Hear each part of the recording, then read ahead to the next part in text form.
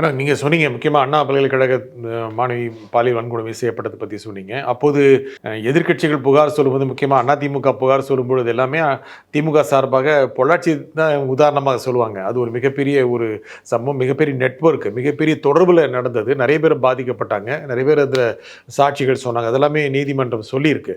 ஆகையால இனி அதை முன்வைத்து அரசியல் செய்ய முடியாதுன்னு நினைக்கிறீங்களா? சார் இனிமேல் சார் அவங்க தண்டனைக்குள்ள ஆளாகிட்டாங்க. நீதிமன்றம் அவர்களுக்கு ஆயுள் தண்டனை கொடுத்து விட்டது. அதற்கு பிறகு அதை வைத்து எப்படி அரசியல் செய்ய முடியும்? நான் கேட்கிறேன். மரியாதைக்குரிய ராஜீவ்காந்தியை படுகொலை செய்தவர்கள் கைது செய்யப்பட்டு சிறையில் அடைக்கப்பட்டு தண்டிக்கப்பட்டு இருக்கிறார்கள்.